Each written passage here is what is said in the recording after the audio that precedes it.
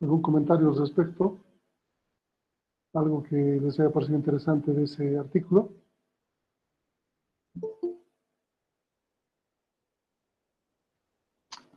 ¿Algo que recuerdan del artículo? Son demasiadas páginas como para que no recuerden nada.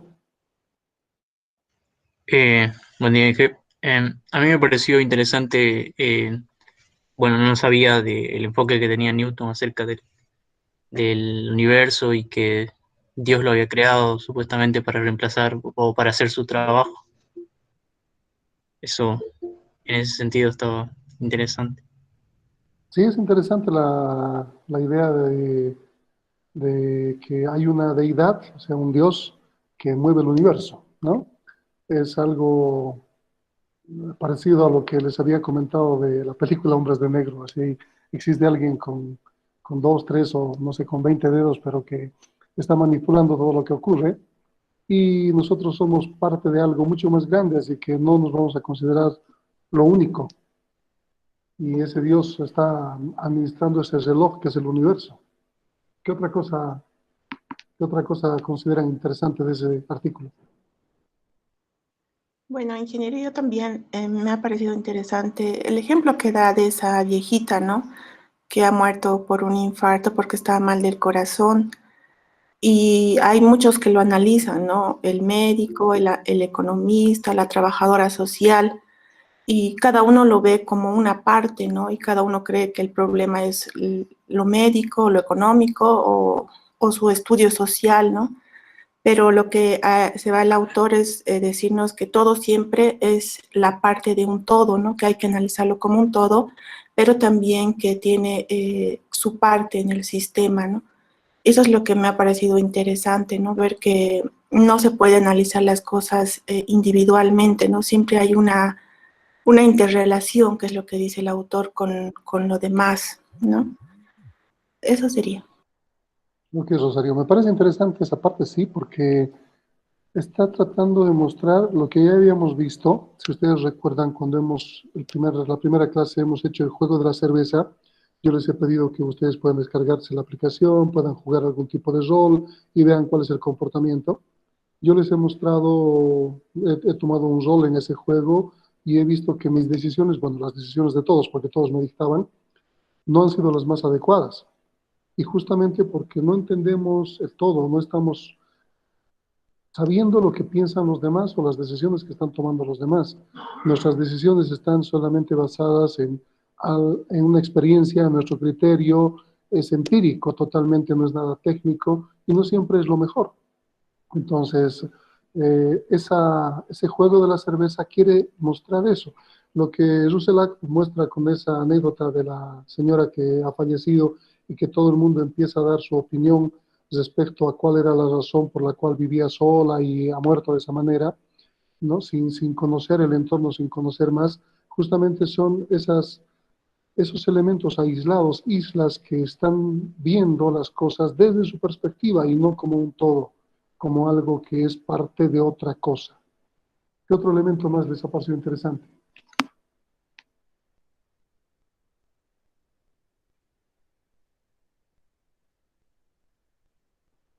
¿Nadie más ha leído el texto? La única forma de obligarse a ustedes es decirles que va a tener nota, ¿no?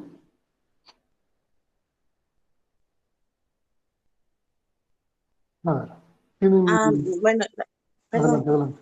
complementando lo que la compañera decía, yo más o menos lo que vi, lo que entendí es que también hay que ver cada médico, el economista y todos ellos daban una diferente opinión de acuerdo a su perspectiva y eso también nos muestra de que todos, para algunos, hay ejemplos del cubo y del triángulo, entonces para algunos puede ser cuadrado y para otros triángulos, entonces tiene mucho que ver la perspectiva con la que vemos las cosas. ¿Está bien? ¿Alguien más?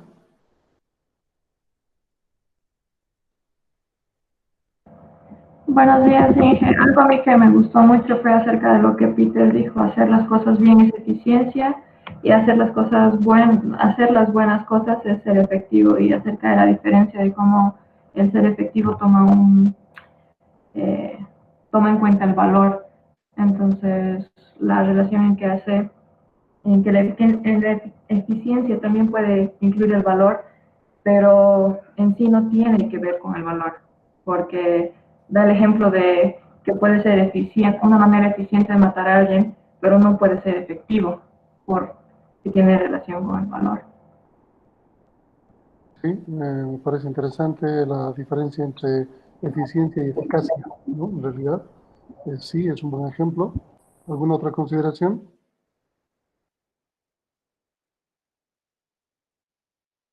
Habla de muchas cosas. También habla de lo que les había dado el ejemplo de los ingenieros mecánicos y de los mejores autos. Y si todos ellos pueden armar el mejor auto.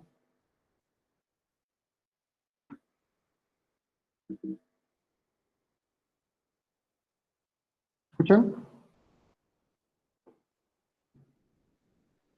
¿Están viendo la presentación? Hola. Sí se ven. Ya, tengo un problema en la máquina. O sea, si bien le he puesto la presentación, no tengo acceso a hacer otra cosa. Estoy bloqueado. Un momentito, a ver. Voy a ver qué ha sucedido. Ah, ya, no hay problema. Está bien. Ya, ¿alguien más quiere decir algo? Ok. Vamos a ver esta diapositiva que muestra un poco las ideas de lo que son el pensamiento sistémico. El tema que vamos a ver hoy día es enfoque sistémico. No precisamente es pensamiento sistémico, pero es una forma de verlo. El pensamiento sistémico es un cambio de enfoque. Estoy queriendo cambiar esto.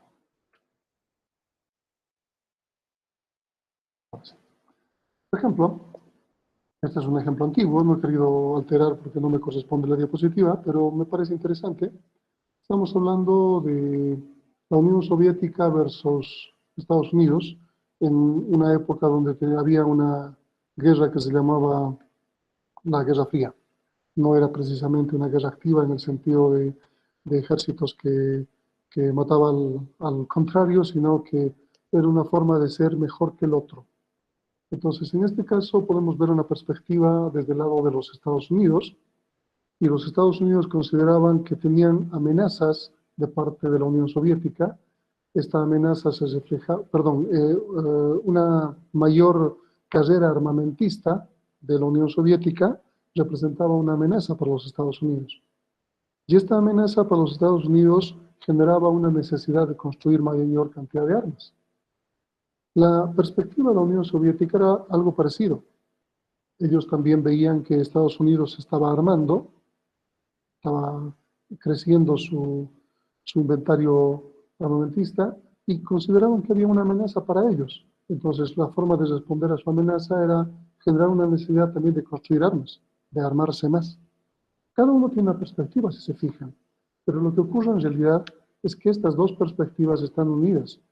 O sea, cada uno está reaccionando en función de lo que hace el otro y están entrando en un círculo vicioso. Esto es lo que ocurre normalmente en las guerras, o sea, amenazas van, amenazas vienen y terminan peleándose. También podríamos ver que el pensamiento sistémico trata de ver interrelaciones para crear un sistema.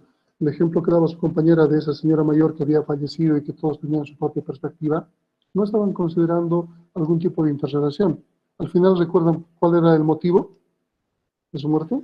¿Por qué le había dado paro o por qué estaba en esa situación? Por haber subido las gradas y No, haber estado viviendo sola, porque podía haber estado viviendo con su hijo. exactamente, porque estaba viviendo sola y se sentía sola, estaba aislada, su hijo no estaba ahí y bueno, pues venía por ese lado. Entonces no se sabía las interrelaciones que existían. ¿Cuál es la idea del pensamiento sistémico? Es tratar de ver esas interrelaciones, esos elementos que unen las variables. De tal manera que cuando se unen esas variables y forman un sistema, lo que están logrando es mostrar algo que es un todo y que de alguna manera sus partes no son iguales. O sea, el elemento de sus partes, la interrelación de sus partes, hacen un todo, que no tiene las mismas propiedades que las partes. El agua, por ejemplo, el agua habíamos visto como ejemplo, es una composición de hidrógeno y oxígeno. Sin embargo, las propiedades que tiene el agua, como un todo, no las tiene ni el oxígeno ni el hidrógeno sueltos. Tampoco se puede fabricar. Hay una cohesión en esa interrelación de variables que permiten generar un todo. Entonces, un pensamiento sistémico es tratar de ver justamente esas interrelaciones, encontrar esas interrelaciones entre las variables. Veamos otro ejemplo. Si los profesores se tardan en iniciar su clase o vamos a entender una clase presencial, llegan tarde a su clase, los alumnos sienten que están perdiendo el tiempo. Y seguramente la siguiente vez los alumnos van a tratar de llegar más tarde, porque saben que su profesor se retrasa. Por otro lado, en la perspectiva del profesor, los alumnos empiezan a llegar tarde y se van a dar cuenta que va a seguir sonando las admisiones o solicitudes de admisión al Classroom, por ejemplo. Siguen llegando tarde por cualquier situación. Y el docente considera de que está perdiendo su tiempo, porque tiene que repetir cosas para que los demás que han llegado tarde entiendan, etc. Por lo tanto, el profesor también considera que puede llegar más tarde porque los alumnos se retrasan. Cada uno está viendo su perspectiva. Sin embargo, esta está interrelacionada. Y al final, al igual que las armas y las amenazas entre dos países, también se considera un círculo vicioso. Entonces, esto va a generar que cada uno llegue más tarde cada vez. Los alumnos van a decir, el profesor siempre se retrasa, así que voy tarde porque si no pierdo mi tiempo. El profesor va a decir, estoy esperando sin motivo a los alumnos porque siempre llegan tarde. Y esto va a hacer que la clase al final no se dé. ¿Cuál es la idea de tratar de ver la complejidad dinámica? Tenemos dos elementos que van con el enfoque sistémico. Uno es las interrelaciones, lo que les decía. El hecho de poder ver cómo se unen las variables de alguna manera y cómo esa unión entre variables puede lograr algo. Y el otro elemento importante tiene que ver con el tiempo. Son procesos de cambio, es un mal término o utilizado de mala forma últimamente o políticamente, es un cambio en lugar de una instantánea. Es una continuidad de espacio-tiempo en lugar de una instantánea. Me gusta más esta última idea, en vez de hablar de un proceso de cambio. Si ustedes tienen acceso a información cuando eran bebés, cuando han nacido, cuando tenían 1 mes, 2 meses, 3 meses de edad, tal vez algunos tengan la información respecto a un video hasta de su nacimiento, o algunos tengan una fotografía, o algunos no tengan nada. ¿Qué es mejor para poder revivir el momento? ¿Una fotografía o un video? Un video. Sí, porque ahí pueden escuchar hasta su propia voz, pueden escuchar lo que decían sus papás o lo que estaba ocurriendo en el entorno. En el video se puede ver, se puede percibir más cosas. Si también es algo cerrado a una imagen en continuo o en movimiento, pero específica de un lugar, si bien pueden imaginarse lo que está ocurriendo alrededor por el sonido, por el ruido, obviamente tiene una gran diferencia con una fotografía. En una fotografía ustedes se van a ver representados ahí, saben la edad que tenían porque sus papás les han dicho, pero no ven nada más, no escuchan nada más, no sienten nada más, no perciben el entorno. Entonces, a eso nos referimos con procesos en lugar de instantáneas. ¿Está bien? Vamos a utilizar un elemento muy importante a lo largo de toda la materia. Y este elemento importante se llama feedback o realimentación. Vamos a ver que cuando se interrelacionan variables, dos variables, por ejemplo, A influencia de alguna manera en B, no sabemos cómo B puede influenciar en A y si existe una realimentación, como han visto en los ejemplos anteriores. Aquí estamos viendo una perspectiva en la parte roja y una perspectiva en la parte azul. Sin embargo, se dan cuenta que se realimentan. Y esto está haciendo que el sistema funcione y no un lado de su sistema y nada más. Ellos siempre han visto un lado del sistema. El caso del armamento entre la Unión Soviética y Estados Unidos. Ellos siempre han visto un lado del sistema y siempre querían estar por delante.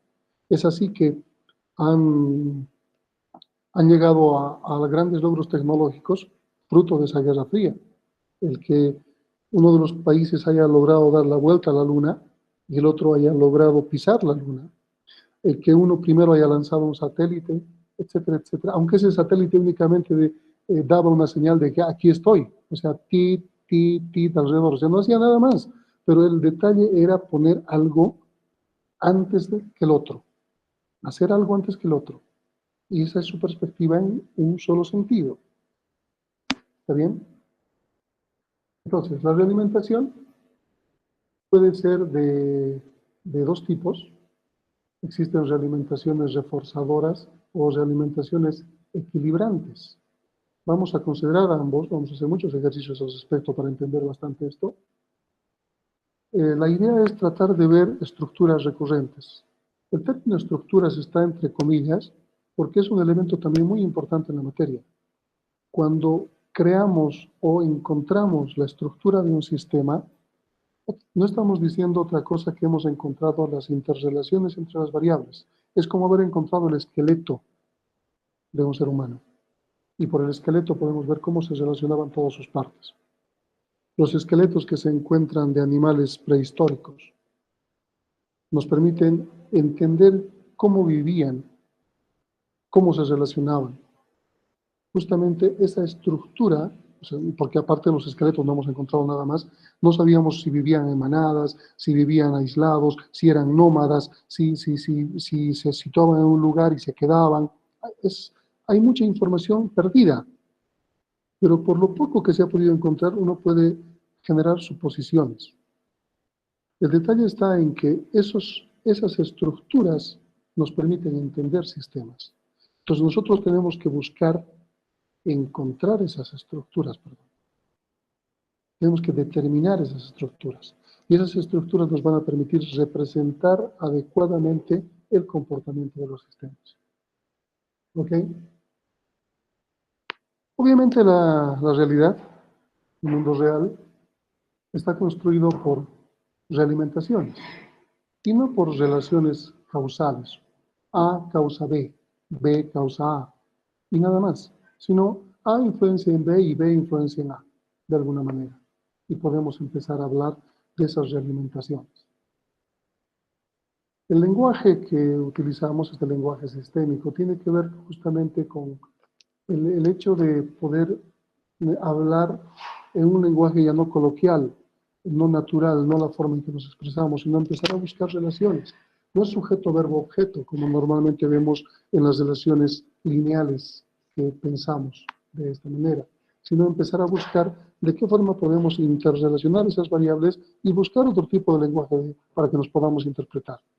Aquí tenemos un gráfico que nos muestra, por ejemplo, cómo una muchacha está vertiendo un líquido en un vaso. El ejemplo es bastante simple. Este es un ejemplo de un sistema dinámico y que ustedes lo hacen muy regularmente. Ustedes van a tomar un vaso de agua en su casa, vamos a suponer que el agua es potable directamente de la llave, entonces van a la llave con su vaso, abren la llave, reciben agua y toman agua. Pero este hecho, o sea, este hecho de recibir el agua, conlleva muchos elementos de un sistema dinámico. Por ejemplo, ¿cómo hacen ustedes para que no rebalse el agua del vaso?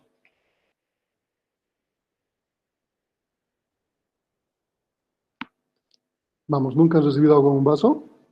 Entonces la primera tarea al finalizar la clase va a ser que vayan a recibir un vaso de agua para que vean cómo funciona. Si nunca han hecho la experiencia, nunca han tenido la experiencia de llenar un vaso de agua, imagínense cómo sería. ¿Cómo hacemos que el vaso no rebalse? Se cierra la llave antes de que se llene por completo, supongo. Ok, cerramos la llave a medida que no apenas esté al borde, sino ¿qué hace que vayamos cerrando la llave poco a poco? La percepción, ¿no? De cuánto es el vaso lleno. Cada uno tiene una percepción de lo que es un vaso lleno. Ok, entonces nuestros ojos van a generar una realimentación de información respecto al nivel del agua que está llenando el vaso. Vamos a suponer que el vaso es cristalino, es mucho más práctico para nuestro entendimiento. Entonces vamos viendo cuánto está ocupando el agua dentro del vaso. Y cuando está cerca al nivel que queremos, porque vamos a querer un nivel de agua, no vamos a hacer que rebalse y eso es lo que queremos, o una gota y es lo que queremos, sino cuando va llegando al nivel que queremos, nuestros ojos perciben esa información y nuestras manos empiezan a cerrar la llave poco a poco, de tal manera que se vaya acercando al nivel con menos flujo de agua, al nivel que queremos. Y cuando llega al nivel deseado, la llave está totalmente cerrada y tenemos un vaso de agua. Entonces tenemos la posición de la jarra, en este caso, frente al flujo de líquido. Tenemos la llave, la apertura de la llave frente al flujo de líquido. Aquí tenemos lo que acabo de describirles. Tenemos, por ejemplo, un nivel deseado y tenemos un nivel actual de líquido. Ese nivel deseado con el nivel actual de líquido se comparan y generan una brecha, una diferencia. En inglés se llama gap. Este gap, esta diferencia, va a hacer que ejecutemos algún tipo de acción. En nuestro caso, inclinar más la jarra, o abrir más la llave, o empezar a cerrar la llave. Cuando se está acercando el nivel actual al nivel deseado, significa que la brecha se está haciendo cero. Cuando la brecha se hace cero, ya no existe más acción. Hemos cerrado la llave o la jarra está en posición vertical, que ya no vierte líquido. Pues fíjense cómo este ejemplo tan simple nos muestra un sistema dinámico. Aquí no hay instantáneas, no es una fotografía, es un video, porque está pasando en el tiempo. ¿Está claro?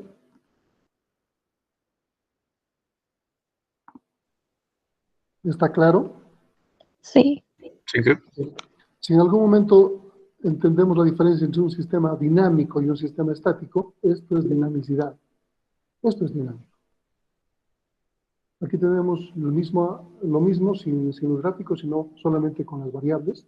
Vamos a llegar a hacer esto. Estos son modelos causales que vamos a hacer en esta primera parte de la materia. Entonces, la realimentación es parte de nosotros, convive con nosotros. No somos un ente separado que generamos elementos que no se interrelacionan, sino que más bien somos parte de algo. El ejemplo de un sistema dentro de otro, o que nosotros contenemos sistemas, es claro para esto, necesariamente. La idea esa del rol que podamos jugar en el juego de la cerveza y tomar decisiones alejados de la realidad, hace justamente eso, que yo soy el que realiza las acciones sin tener nada que ver con los demás. No es cierto, no funciona de esa manera. Todo está íntimamente relacionado, por lo tanto, somos parte de algo y debemos actuar en función de ese algo. Esa visión genera siempre responsabilidad. La realimentación hace que esa responsabilidad, como parte de un sistema, sea una responsabilidad compartida. Entonces, en cualquier cosa que sucede, que nos afecte, somos parte de ese sistema y tenemos una cierta responsabilidad para hacerlo. El enfoque en sistemas termina, o sea, la parte del tema termina con un elemento importante. ¿Cuáles son los componentes del pensamiento o enfoque sistémico? Y tenemos tres. Uno es la realimentación positiva, el otro es la realimentación negativa, o la de equilibrio, y el último es la demora. Son tres ladrillos. ¿Por qué se los llama ladrillos? Porque un ladrillo construye cosas. Entonces, estos tres elementos nos muestran, de alguna manera, esas cosas. En este ejemplo, ¿me podrían decir si es una realimentación positiva o negativa?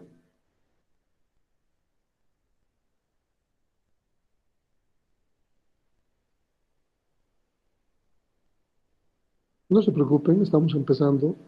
No deberían poder identificar todavía esto. ¿Está bien? Pero esta es una realimentación negativa. La realimentación negativa o de equilibrio tiende a un objetivo. Se frena con un objetivo. Y la positiva no. Para que tengan una idea clara, la positiva puede ser una bola de nieve rodando una colina, obviamente cubierta de nieve. ¿Qué va a pasar con cada vuelta que dé?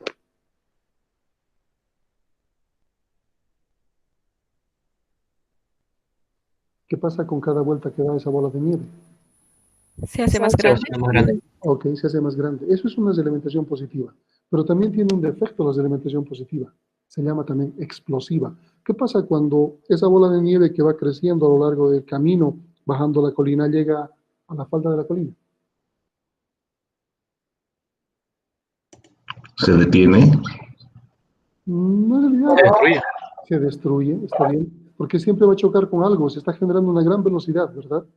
Entonces no se va a detener, va a chocar con algo, se destruye. Un ciclo positivo se destruye, es explosivo. Un ciclo negativo tiende a un objetivo. ¿Cuál sería el objetivo en este modelo que estoy mostrándoles?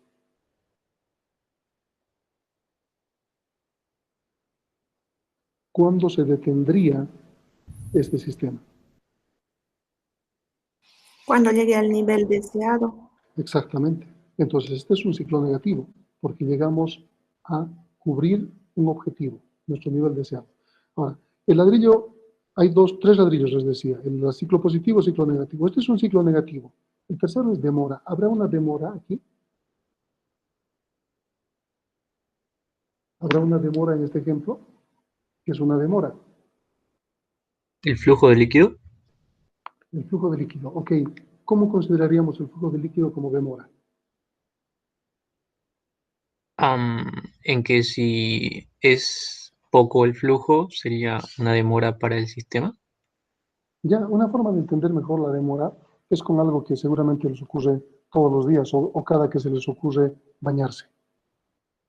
En la casa podemos tener dos llaves. Vamos a suponer que la ducha tiene calefón, entonces tenemos dos llaves, porque si es eléctrica no va a funcionar el ejemplo.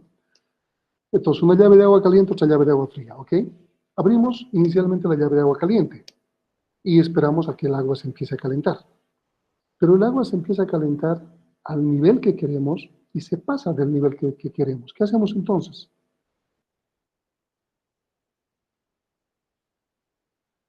Abrimos la llave de agua fría. Se abre la llave de agua fría. Pero hemos abierto demasiado. Llega nuevamente la temperatura al nivel deseado y baja. ¿Qué hacemos ahora? Subir el caliente. Empezar a abrir más la del caliente. Y vamos jugando ahí, porque justamente toda acción tiene una demora en generar una reacción. No es inmediata, no es instantánea. Y esa es la demora que vamos a ver reflejado en los modelos. Muchas veces esa demora no se toma en cuenta cuando se está modelando. Sabemos que existe, pero no se la toma en cuenta como elemento relevante. Pero toda acción tiene una demora para generar una reacción. No es inmediata. ¿Ok? ¿Está claro eso? Aquí tenemos la realimentación. La primera es de refuerzo o amplificadora, la segunda es de equilibrio o compensadora, lo que les había dicho. Normalmente un ciclo positivo tiende a tener un comportamiento de crecimiento exponencial. ¿Ok? ¿Cuál es la característica del crecimiento exponencial? ¿Alguien me puede decir?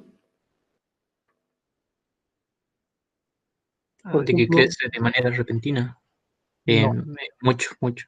no. Hay una explicación del comportamiento exponencial. Y tiene que ver con el COVID, por ejemplo. El COVID ha empezado a crecer de forma exponencial en todos los países. Ahora estamos un poco en la meseta y en la bajada, supuestamente. Pero al principio ha empezado a subir de esta manera. ¿Alguien me puede explicar cuál es el comportamiento de un crecimiento exponencial? Podría ser que no es un crecimiento constante, sino se va amplificando cada cierto valor, pero este valor a la vez va creciendo. Ok, entonces cada cierto valor, vamos a tomar en cuenta eso. Pero ese valor se llama tiempo. ¿Ok? No es lineal, no es constante. Si fuese constante, sería lineal nuestro comportamiento. Entonces, cada cierto tiempo, en Cochabamba estaba cada 2 semanas, se duplicaba el valor de los infectados. Ahora no sé cuánto estará el tiempo, pero se mide en cuestión de tiempo. Entonces, cada 2 semanas se duplicaba. Si teníamos 20, en 2 semanas teníamos 40, en 2 semanas teníamos 80, en 2 semanas teníamos 160. Ese es el comportamiento exponencial. ¿Ok? Este es el comportamiento de un ciclo negativo. Se llama crecimiento o decrecimiento asintótico. Va a ir buscando una meta.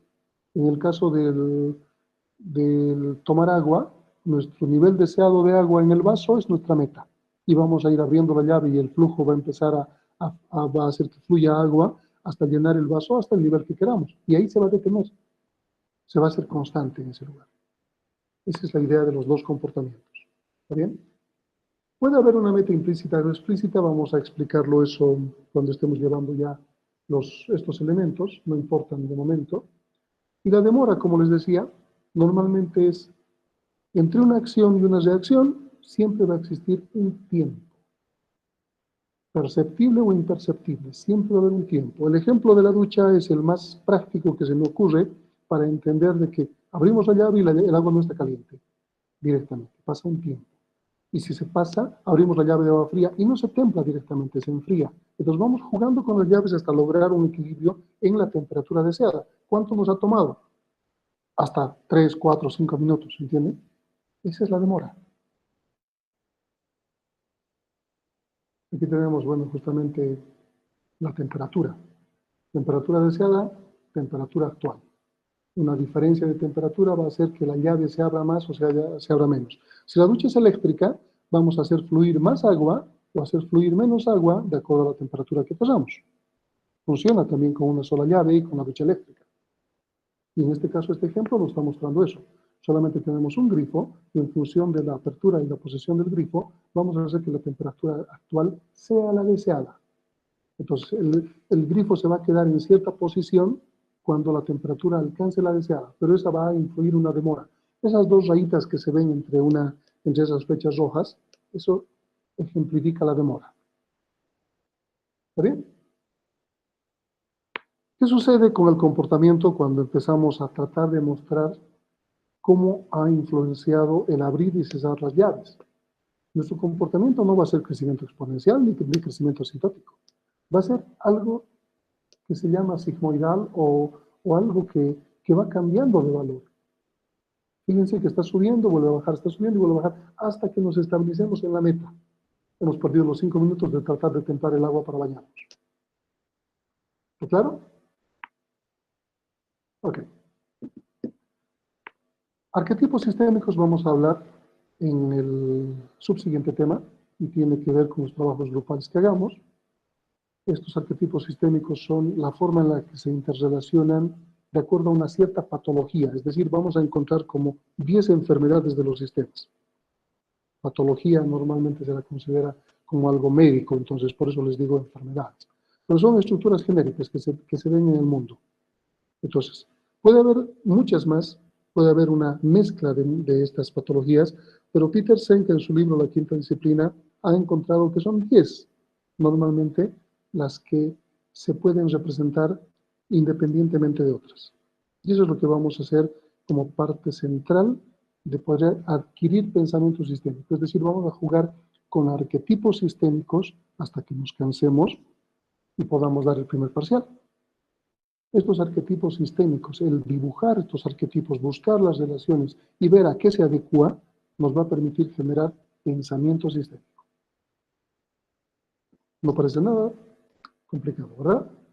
Bueno, aquí empiezan los arquetipos que no nos interesan ver de momento. ¿Dudas hasta ahí?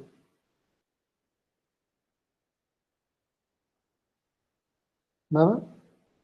¿Todo entendido? Qué bueno.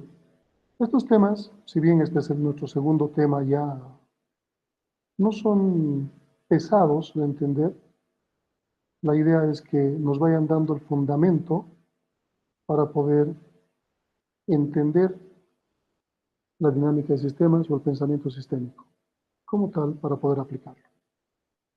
Aquí tenemos el tema y los elementos, vamos a ver, repetitivos, principalmente con el enfoque de la administración del enfoque sistémico de Russell-Lakoff. ¿Está bien? ¿Se puede ver la diapositiva del enfoque sistémico? Sí. Okay. Entonces, vamos a tratar de correr un poco en esto porque la hora nos va a ganar. Tengo clase después. ¿Cuál es la idea del enfoque sistémico? Primero, es una disciplina que nos permite ver totalidades, el todo. Ese todo que hemos estado hablando demasiado. Para nosotros, el todo es un sistema de sistemas de sistemas. La idea es ver patrones de cambio, como les decía, en lugar de instantáneas. Entonces, tenemos que buscar interrelaciones en vez de consecuencias lineales. y procesos de cambio en vez de instantáneos. Los dos elementos que habíamos visto. Estos dos elementos también se basan en elementos como la sinergia y la homeostasis. Hay muchos más otros elementos. La teoría general de sistemas ha descrito un montón de elementos, pero se podrían representar los más interesantes como sinergia y homeostasis. Vamos a empezar por el segundo. La homeostasis es la resistencia al cambio. Nosotros somos organismos homeostáticos. ¿Alguien me puede decir por qué?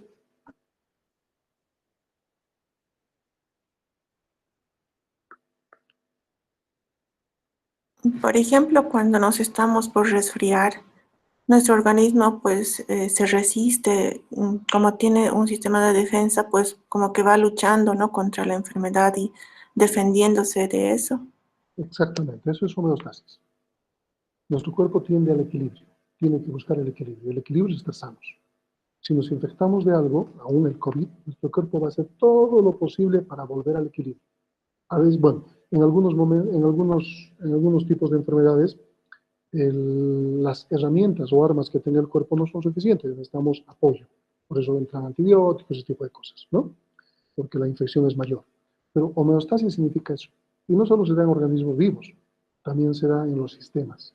Entonces, la homeostasis es la resistencia al cambio. Vamos a ver un arquetipo específico que se va a llamar resistencia al cambio. La sinergia es algo interesante. La sinergia tiene que ver con el dicho aristotélico que decía que el todo es más que la suma de sus partes. La sinergia ha logrado, por ejemplo, que Gonzalo Sánchez de Lozada renuncie al gobierno. La sinergia ha logrado, por ejemplo, que Evo Morales renuncie al gobierno. La sinergia, o sea, pueden tener criterios diversos, no vamos a entrar en política, no me interesa. La sinergia se da en países donde están en guerra. La sinergia se da en países que han pasado una guerra. ¿Alguien me puede decir entonces qué es sinergia?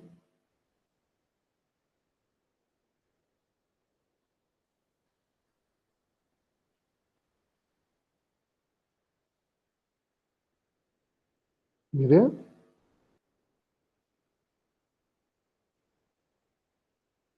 Las partes del sistema se interrelacionan de tal manera que solo buscan un fin común. Alemania ha sido devastada durante la Segunda Guerra, la Primera y la Segunda Guerra. Sin embargo, es una potencia. Japón se ha tenido que rendir porque han hecho volar dos de sus islas y con consecuencias por muchas décadas. Sin embargo, es una potencia. Nosotros hemos ganado la mayoría de nuestras guerras. Sin embargo, hemos perdido territorio.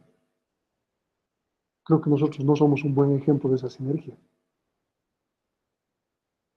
Porque la mayoría de nuestras guerras las hemos ganado. Creo que la del Pacífico es la única que hemos perdido como tal, pero las demás hemos ganado y aún así hemos perdido territorios, hemos cedido cosas.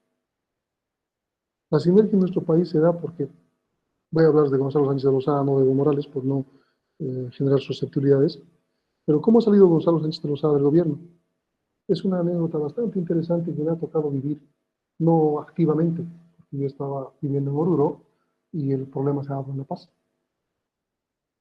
No importa si no avanzamos en esta parte del tema, pero quiero que quede claro cómo es la sinergia, cómo se interrelacionan las cosas buscando un fin común. La Paz, si ustedes conocen, es un departamento, una ciudad caracterizada porque siempre hay conflictos. Todo el tiempo, tal vez no ahora por la cuestión de la pandemia, pero todo el tiempo que uno visita La Paz, siempre se va a encontrar con alguna marcha, algún bloqueo, algún paro. Siempre. Porque como es la sede del gobierno, es la única forma de presionar al gobierno. Entonces, una característica esencial es esa. Lo que ocurre en el gobierno de Sánchez de Lozada es que, si no recuerdo mal, él había impuesto un decreto, una ley, para generar un impuesto al salario. Teníamos que pagar un monto de nuestro salario al gobierno para cualquier tipo de obra. Estábamos pagando un impuesto. No sé, 5% de nuestro sueldo. De lo que ganamos teníamos que dar 5% al gobierno. 10%, 15%, no importa. Pienso en un monto. El problema es que mucha de la gente que trabajaba no estaba de acuerdo con esto y empiezan a resistirse al cambio y empiezan a generar conflicto. pero no lo hacen en forma unida. Si bien la COP estaba aglutinando algunas organizaciones que eran parte de la COP, trabajadoras, ahora la COP se ha ido a otro lado, ¿verdad? Pero en ese momento impulsaba al gremio, a los que trabajaban, a los fabriles, a los gremiales, a todos los que trabajaban y generaban algo de dinero por su trabajo. Eso es la Central Obrera Boliviana, es de obreros justamente. Entonces tenía su lucha. Entonces en cada departamento había marchas, estaban haciendo bloqueos y todo, pidiendo que se revierta ese impuesto. El magisterio en La Paz también estaba pidiendo algo, no recuerdo qué, independientemente de este impuesto. No sé si era aumento de sueldos o algo por el estilo. La policía también se había amotinado en La Paz. Y a una cuadra más o menos, o 2 cuadras de la Plaza Murillo, de donde está la Casa de Gobierno, ellos tenían su sede, creo que se llama UTOP, donde lo tienen, no sé si se llamaba esa vez UTOP. Pero ahí se habían amotinado y estaban resguardados, ¿no? Y en huelga, si quieren, los policías de clase, las clases y los policías, los niveles bajos, los rangos bajos, pidiendo un aumento de sueldo. Entonces el gobierno, como estaba acostumbradísimo a que todo el mundo haga su escándalo, bueno, estaba dejando que pase el tiempo y no estaba percibiendo, no estaba haciendo nada por arreglar el problema. Resulta que algo bien coyuntural y algo bien simple ha ocurrido.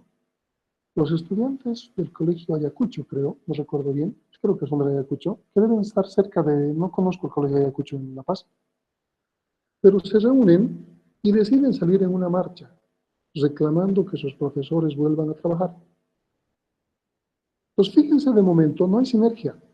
Todos están como islas, buscando sus propios fines. No hay un sistema interrelacionado. Este colegio reúne a los alumnos, son chicos de colegio, ustedes saben que los chicos de colegio no viven consecuencias, son superhéroes, no nada les hace daño.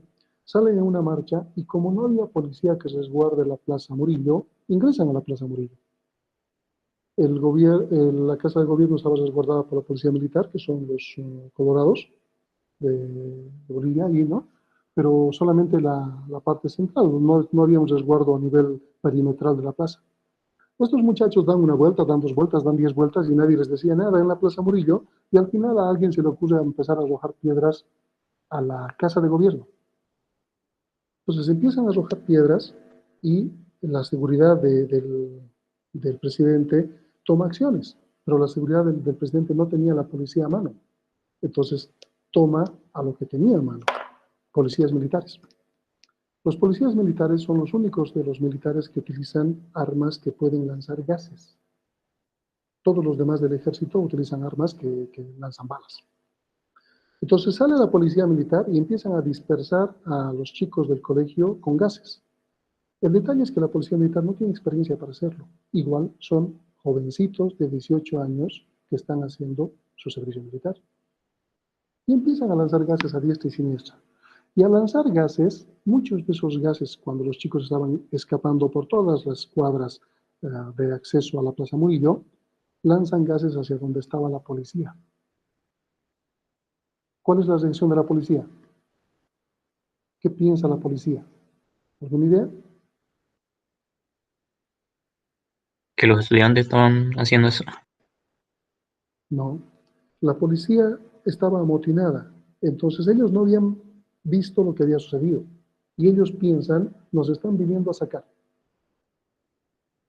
Hay una rencilla grande entre policía y ejército en Bolivia. O sea, son años y años y años de que no se llevan bien. Principalmente porque la policía era parte del ejército cuando nació. Pero ahora son 2 entes separados y se tienen bronca entre ellos, si quieren ponerlo de manera más simple. Entonces, cuando ven que lanzan gases hacia donde estaban ellos piensan que los estaban viniendo a sacar. ¿Qué hacen? Responden. Ellos agarran gases, igual empiezan a responder. Como los soldaditos no son gente preparada ni madura todavía, bueno, se empiezan a disparar. Ya no gases, sino armas. Y empiezan a caer gente de uno y otro bando. Entonces la policía, resguardando a sus policías oficiales, empiezan a salir oficiales que son preparados, oficiales francotiradores. Entonces empieza a armar una pequeña guerra entre la policía y el ejército en Plaza Murillo. Y ahí empiezan a morir gente, caen enfermeras que estaban queriendo rescatar gente, todo por algo bien simple. ¿Qué ha ocasionado esta marcha de los chicos de colegio? Que la policía y el ejército se enfrenten, que haya muertos. Y que todo el mundo a nivel Bolivia se una pidiendo una sola cosa, porque consideraban el culpable al gobierno, que el gobierno se vaya. Entonces, de movimientos separados que no tenían uno que ver con el otro y que estaban buscando sus propias reivindicaciones, al final todos se unen pidiendo una sola cosa, que el presidente se vaya. Y lo han logrado. Han quemado la vicepresidencia, han generado, o sea, maestros COP, el Alto, juntas vecinales, todos han salido. Porque recién la policía y el ejército han entendido que no era un problema entre ellos. Que se ha originado el problema entre ellos, pero a causa de una simple mala interpretación. Algo que coyunturalmente ha pasado. Entonces, ha habido una sinergia en el país. Todo el pueblo, si quieren, entre comillas, se ha unido. Y Sánchez de Lozada ha tenido que escapar. Llevándose plata o no, no importa, pero ha tenido que escaparse. Y luego ha ocurrido que Mesa le ha sucedido y Mesa no ha podido con los conflictos. Mesa ha provocado muchas de las cosas que ahora tenemos problemas. Justamente el mismo hecho de que Evo Morales haya subido al poder ha sido a causa de que muchas cosas ha cedido Mesa, políticamente hablando. Y luego, bueno, ha tenido que renunciar, ha ido Rodríguez, etcétera, etcétera, etcétera. Pero lo que me voy es a la sinergia que ha ocurrido. Sinergia es cuando esos elementos se unen de tal manera que son difíciles de separar. Y que esa sinergia logra mucho más de que los elementos separados pueden hacerlo. Entonces es el ejemplo que me gusta transmitirles porque ha sido una vivencia. No quiero hablar de esta última porque pues, se puede tomar como político. Pero esa es sinergia. Entonces cuando empezamos a ver la relación de los elementos, esa interrelación de elementos no tenemos que considerarlos como una interrelación simple de colocar juntas las cosas. Por eso, el todo es más que la suma de sus partes. Si ustedes ven, creo que el ejemplo de la construcción también está. Colocar juntos materiales de construcción no hacen una casa. La sinergia está en cómo se interrelacionan, cómo se cohesiona ese cemento con el ladrillo y la arena y los agregados y el agua y forma algo que nos permita dar cobijo. Una casa o un auto o nosotros mismos. Nosotros estamos por impulsos eléctricos que le dicen al corazón que debe latir. Y el corazón bombea sangre y genera oxígeno y que le da alimento a todas las partes de nuestro cuerpo. Si no hay impulso eléctrico, el corazón se para. Existe muerte cerebral. Cuando hay muerte cerebral, ¿por qué el corazón sigue latiendo? Lo que muere en ese cerebro no es absolutamente todo. Todavía existe impulsos que permiten que el corazón siga latiendo. Y esa persona con muerte cerebral puede estar todavía un tiempo viva como vegetal, si quiere. Entonces, esa sinergia es lo que maneja los sistemas. Esa forma de que se interrelacionan los elementos. ¿Está claro? ¿Alguna duda? Vamos, opinen, digan algo.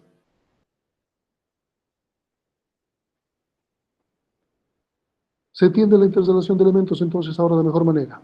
No es una cosa de colocar juntas los elementos, sino que cómo se cohesionan, cómo se hacen parte para formar un todo. El agua también es el mejor ejemplo.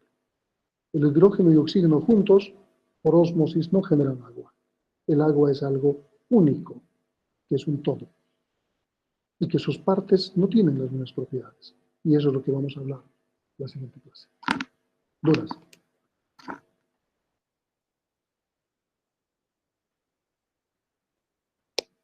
Vamos, ¿alguna duda? ¿O se han dormido o ya no están en mi clase? A ver, todavía están 34 personas. ¿Dónde están esas 34 personas?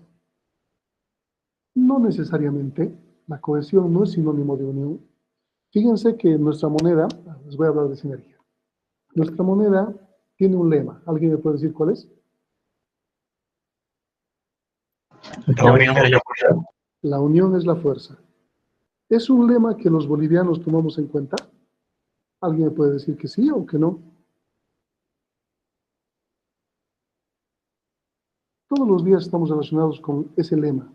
Sin embargo, no lo tomamos en cuenta. ¿Alguien me puede decir cuál es el lema de la moneda chilena?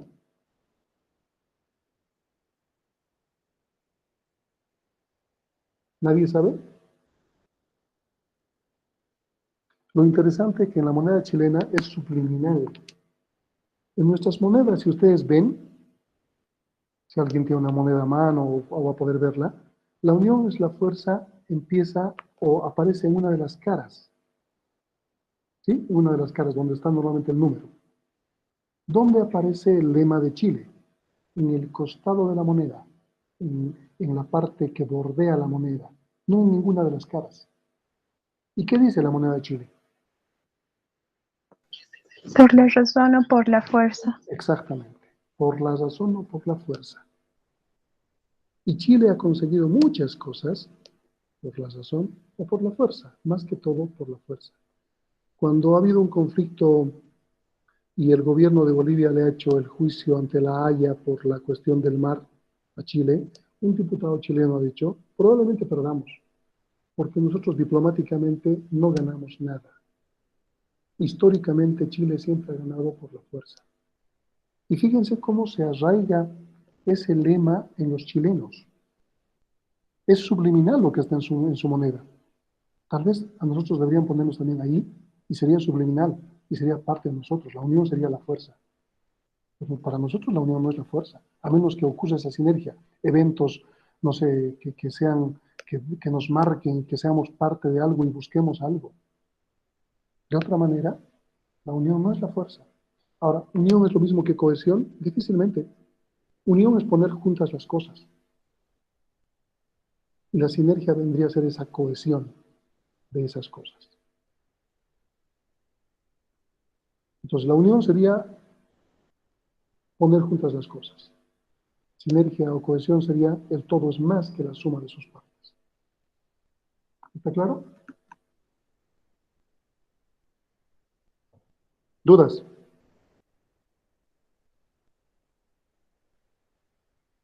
Es un poco difícil no inmiscuirse en política cuando empezamos a dar estos tipos de ejemplos.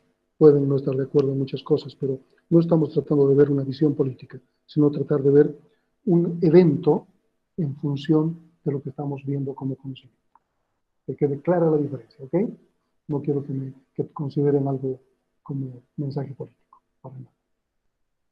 ¿Dudas? ¿Dudas? ¿Preguntas? Ok, si está claro. Si los que no han leído lo de Akov, a ver, Rosario, ¿por qué no puedes hablar? No quería interrumpirle, Inge. Mi pregunta era sobre la conformación de los grupos. No, Quería... pues va a haber tiempo para eso. Va a haber tiempo para eso. Normalmente son 4 componentes del grupo y va a ser para el tema 4. Este tema es el segundo, vamos a terminar el día martes. El día jueves vamos a empezar el tema 3 y probablemente nos lleve 2 clases igual, así que en unas 2 semanas estaríamos empezando con el tema 4, en el cual vamos a trabajar con esos arquetipos sistémicos y ustedes van a empezar a pensar de otra forma. ¿Los grupos tenemos que formarlos nosotros o usted lo va a formar, Inge? Esa era mi duda. ¿Otra duda? ¿No hay más dudas?